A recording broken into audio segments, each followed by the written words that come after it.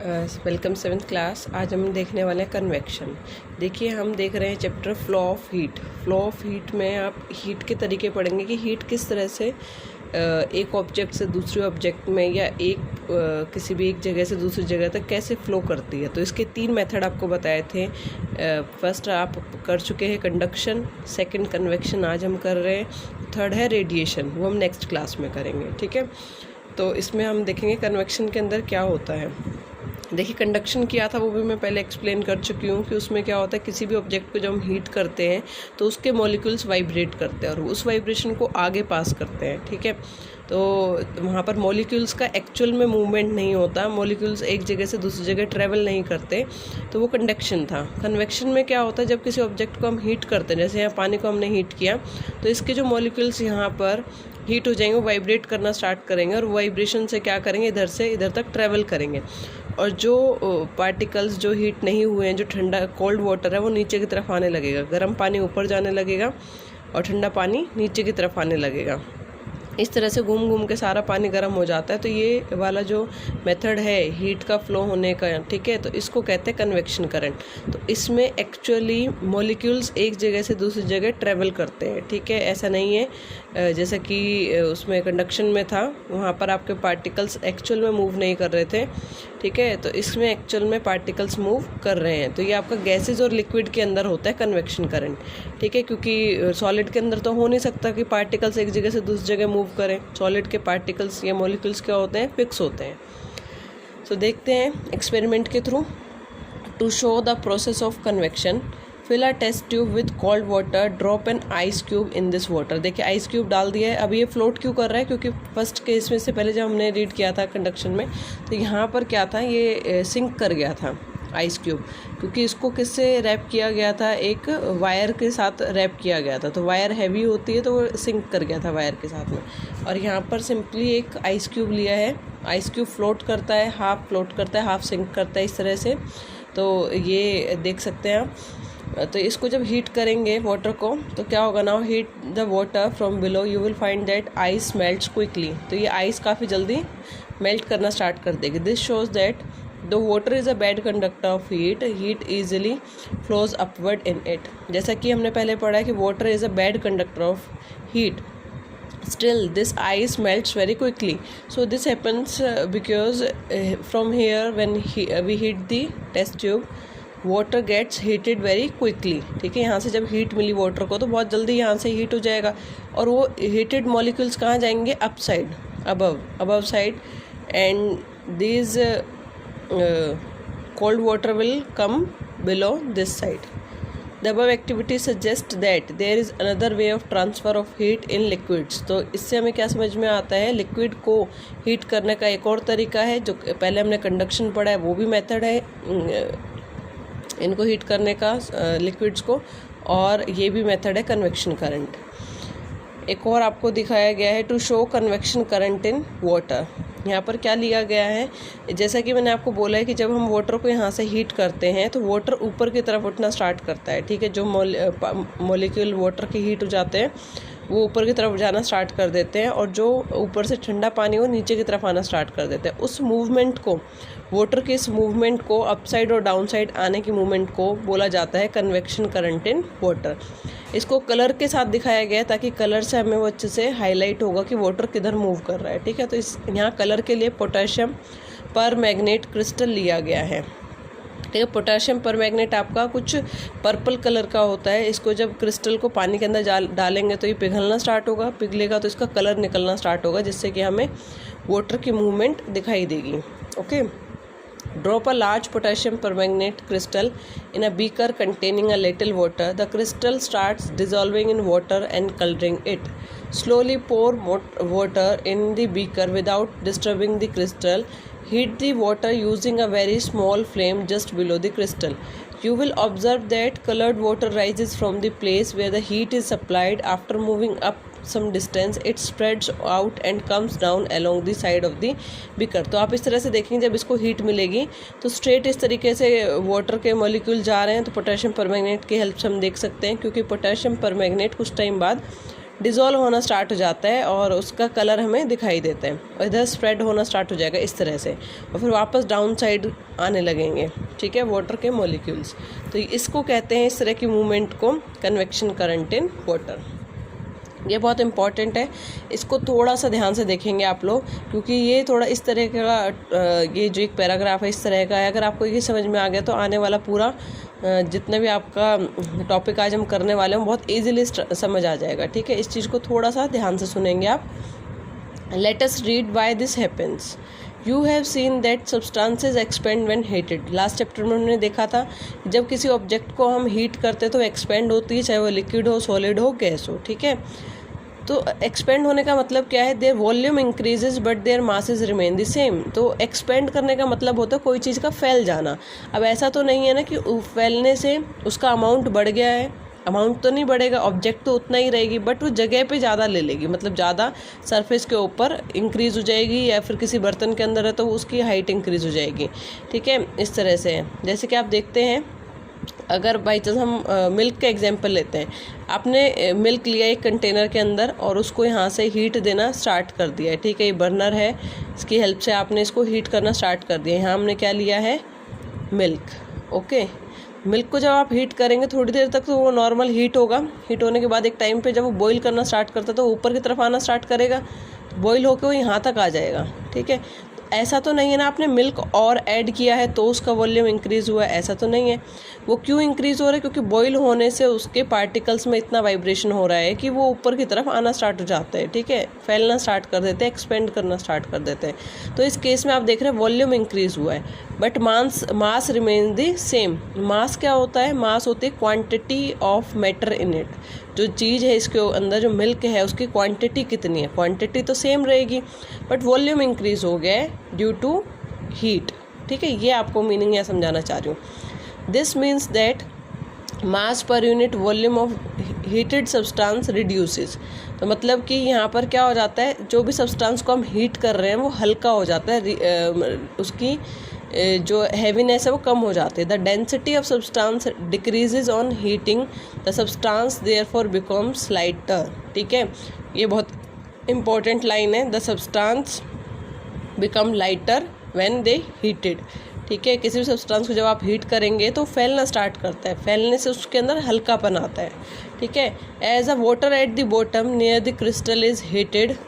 इस चीज़ को आप इस तरह से भी समझ सकते हैं, अगर बाई चांस मैं इसमें एक एग्जांपल आपको लूँ, यहाँ पर मैंने एक क्यूब लिया है, ठीक है, इसको आप कह सकते हैं आइस क्यूब लिया है। तो आइस क्यूब इस तरह से होता है, ठीक है। इसके जो पार्टिकल्स हैं वो पास पास हैं क्योंकि ये सॉलिड है अभी। इसको अगर मैं एक बर्तन के अंदर रख के हीट करना स्टार्ट करूँ तो ये क्या होगा, एक्सपेंड करना स्टार्ट कर देगा, फैल जाएगा, क्योंकि ये लिक्विड बन चुका है और लिक्विड तो इस तरह से पैक्ड नहीं होता ना जैसे आइस क्यूब होता है। अब क्या हो गया, जो पार्टिकल्स जितने थे, ऐसा तो नहीं है ना कि एक्सपेंड होने के बाद इसमें नए पार्टिकल्स ऐड अप हो गए हैं, ऐसा तो नहीं है। हीट मिलने से वही आइस क्यूब क्या होगा, यहाँ स्प्रेड होना स्टार्ट हो जाएगा, तो वही जो मॉलिक्यूल्स थे वहाँ पर स्प्रेड हो जाएंगे इतने एरिया में। अब आप देख रहे हैं उसी आइस क्यूब के मॉलिक्यूल जो पास पास थे वो थोड़ा दूर दूर स्प्रेड हो गए हैं क्योंकि वो लिक्विड के फॉर्म में चेंज हो गया है अभी हमारा आइस क्यूब। तो यहाँ पर क्या होगी, पहले डेंसिटी ज़्यादा थी, यहाँ पर डेंसिटी कम हो जाएगी, तो हम इसको कह सकते हैं कि लाइट हो जाएगा as compare to this ice cube, ठीक है, क्योंकि यहाँ पर डेंसिटी कम हो गई। अगर इस एरिया में इतने में हम बात करें तो यहाँ पर मॉलिक्यूल्स कम हैं, और इसी इतने ही एरिया को अगर हम यहाँ लें तो इसके अंदर मॉलिक्यूल्स क्या होंगे, ज़्यादा होंगे, और इसको कहते हैं मास पर यूनिट वॉल्यूम, जिसको डेंसिटी बोला जाता है कि एक यूनिट के वॉल्यूम के अंदर कितना इसका मास है, ठीक है। As a water at the bottom near the crystal is heated, तो उसी केस में आ रहे हैं वापस से कि जब इसको बॉटम में से हीट हमने करना स्टार्ट किया तो क्या होता है, the water at the bottom near the crystal is heated, it becomes lighter and rises up. तो जो यहाँ का वाटर है वो क्या होगा, हीट मिलने से वो एक्सपेंड होगा और वो लाइट होना स्टार्ट हो जाएगा और ऊपर की तरफ जाना स्टार्ट कर देगा। The rising water is hot so it's molecule vibrate faster, they strike other cold molecule on their way up and pass on their energy to them. Soon their vibration reduce and rising water becomes cold. The cold water being heavier comes down from the sides. It gets heated up and rises again. देखिए इस process को मैं फिर से समझाना चाह रही हूँ कि जब यहाँ से वाटर हीट करना स्टार्ट करेगा नीचे बीकर के यहाँ से, ठीक है, तो हीट मिलने से ही क्या होगा, लाइट होगा। लाइट जो ऑब्जेक्ट होती है वो ऊपर की तरफ जाना स्टार्ट करती है, ठीक है। तो ऊपर जाएगा तो जो यहाँ पर हमारे वाटर के मॉलिक्यूल्स थे वो वाइब्रेट करते हुए जा रहे हैं। तो यहाँ पर क्या है, सारा पानी तो गर्म नहीं हुआ ना, पानी तो नीचे से गर्म हुआ है सिर्फ। तो मॉलिक्यूल्स है उनको यहाँ पर एनर्जी मिली है, तो यहाँ के मॉलिक्यूल्स वाइब्रेट कर रहे हैं। वाइब्रेट करते हुए ऊपर जाएंगे तो अपनी वाइब्रेशन को दूसरे मॉलिक्यूल्स को भी वो शेयर करेंगे कहीं ना कहीं वाइब्रेशन को। तो दूसरे मॉलिक्यूल्स वाइब्रेशन लेंगे तो उनको भी एनर्जी मिलेगी। तो हीट एनर्जी वहाँ पर शेयर हो गई। तो जो मॉलिक्यूल्स हैं वो फिर क्या हो जाएंगे, कोल्ड होना स्टार्ट हो जाएंगे। और कोल्ड मॉलिक्यूल्स हैवी होंगे तो नीचे की तरफ आना स्टार्ट कर देंगे। ये प्रोसेस चलती रहेगी जब तक कि सारा पानी गर्म नहीं हो जाता, ठीक है। The water molecule themselves move and carry heat to other parts of the water. This constant movement of water is called convection current and this method of transfer of heat is called convection। ठीक है, यहाँ पर water के molecules actual में move कर रहे हैं one place to another to carry the heat energy। Compare this method of transfer of heat to the case where you yourself get up and go to your friend to give him book। तो इसको आप compare कर सकते हैं। आपने starting में chapter के देखा था कि बुक आपको पास करनी है अपने फ्रेंड को, तो 3 मेथड थे कि आप पास कर सकते हैं अपने फ्रेंड्स के थ्रू, ठीक है, जो हमने इससे पहले देखा था कंडक्शन मेथड था।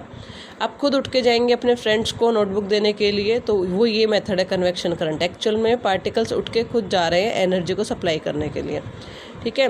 और एक थर्ड जो केस है कि आप थ्रो कर सकते हैं बुक को, वहीं पर अपनी सीट पे बैठे बैठे बुक को थ्रो करेंगे टू योर फ्रेंड, तो वो क्या है, आपका रेडिएशन के अंदर आएगा। Convection is a process of transfer of heat in which the heated molecule of liquid themselves move to carry heat from the hot to cold region, ठीक है। Can convection takes place in solids, why? तो convection जो है वो solids में नहीं हो सकता क्योंकि यहाँ पर particles one place to another travel नहीं कर सकते। सॉलिड के जो मॉलिक्यूल्स पार्टिकल्स जो होते हैं वो पैक्ड होते हैं। अब कोई चीज़ पैक्ड होगी तो वो इधर से उधर कैसे मूव कर सकती है, ठीक है ना। तो जो कन्वेक्शन जो प्रोसेस है वो सॉलिड के अंदर नहीं हो सकता। कन्वेक्शन इन गैसेस, अभी लिक्विड की बात की है, कन्वेक्शन इन गैसेस देखेंगे। Gases are bad conductors of heat, however heat travels in gases by convection. जबकि गैसेस को क्या बोला गया है, बैड कंडक्टर ऑफ हीट। फिर भी गैसेस के अंदर कन्वेक्शन प्रोसेस होती है, क्योंकि आप देखते हैं कि गर्म हवा बाहर होती है, तो वो गर्म हवा आप देखेंगे तो ओपन करेंगे अपने विंडो या डोर को, घर के खिड़की दरवाजा खोलेंगे तो गर्म हवा अंदर की तरफ आने लगेगी। तो किस प्रोसेस से आ रही है, जो पार्टिकल्स बाहर थे एयर बाहर की गर्म है और वो अंदर की तरफ आने लग रही है, तो वो एक्चुअल में एयर के मॉलिक्यूल्स ट्रेवल करके आ रहे हैं, जो कि कन्वेक्शन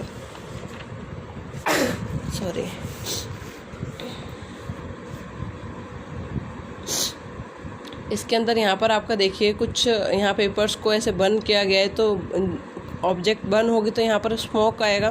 तो यहाँ पर चिमनी ली गई हैं 2, तो यहाँ चिमनी में क्या होगा, यहाँ से जो स्मोक कुछ बाहर की तरफ जाएगा, कुछ अंदर की तरफ जाएगा। तो अंदर से ट्रैवल करते हुए कहाँ, दूसरी चिमनी से निकलेगा। तो इसका मतलब क्या है, जो मॉलिक्यूल्स थे एयर के जो आपके स्मोक के साथ मिक्स हो गए हैं वो ट्रैवल कर रहे हैं। तो यही दिखाया गया है यहाँ पर कि one place to another air के अंदर कैसे मॉलिक्यूल्स ट्रैवल इसका जो एग्जाम्पल है गैसेस के अंदर जो कन्वेक्शन होता है उसका सबसे बेस्ट एग्जाम्पल है सी एंड ब्रीजेज़। सी एंड लैंड ब्रीजेज़ का जो एग्जाम्पल है बहुत इंपॉर्टेंट है, ये आपका एसएस के अंदर भी आता है, ठीक है। सोशल साइंस का भी एक टॉपिक है ये, और आपको साइंस के अंदर भी मिलता है, तो इसको ध्यान से समझेंगे। पहली बात तो आपको एक चीज़ समझनी होगी, ये एग्जाम्पल देखिए, ये डायग्राम से मैं आपको समझाना चाह रही हूँ। पहले देखिए यहाँ पर हम देखेंगे कि जो लैंड होता है और सी होती है, ठीक है, जहाँ हमारा समुंदर स्टार्ट होता है उस एरिया की बात अगर करें तो वहाँ पर लैंड होती है और ओशन होता है, वाटर होता है यहाँ पर, और यहाँ लैंड है। तो जो लैंड और ओशन की बात करें तो दोनों को ही हीट मिलती है सन से, ठीक है, मॉर्निंग टाइम में या डे टाइम में। बट होता क्या है यहाँ पर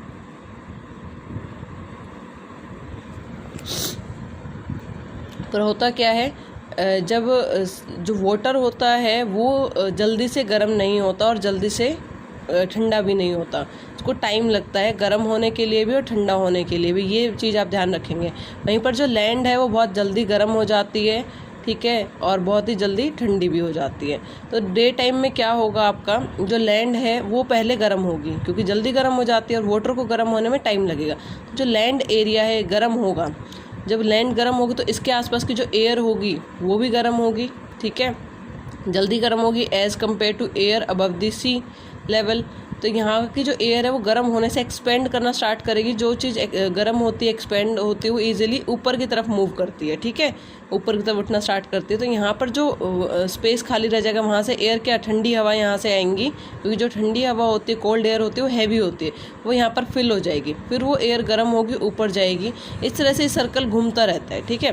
वहीं पर रात की बात करें, अब रात को जो लैंड एरिया है वो जल्दी ठंडा हो जाता है वापस से, ठीक है, बट जो सी एरिया है, सी वाटर है, उसको टाइम लगता है ठंडा होने के लिए। तो यहाँ पर वाटर गर्म होने की वजह से जो यहाँ की एयर होगी वो गर्म रहेगी, गर्म होने से ऊपर की तरफ उठेगी, और यहाँ से जो कोल्ड एयर होगी वो यहाँ से इधर आना स्टार्ट करेगी, क्योंकि यहाँ पर स्पेस खाली है तो उसको फिल करने के लिए, ठीक है। तो ये प्रोसेस चलता रहता है। इसको कहते हैं sea and land breezes in coastal area are convection current. ये कन्वेक्शन करंट ही तो हो गया ना एक तरह से, कि गर्म हवाओं का ऊपर उठना और ठंडी हवा का उसकी जगह आ जाना, और इस प्रोसेस को इस तरह से सर्कल में चलती रहती है, ठीक है। इसी को हम रीड करने वाले हैं।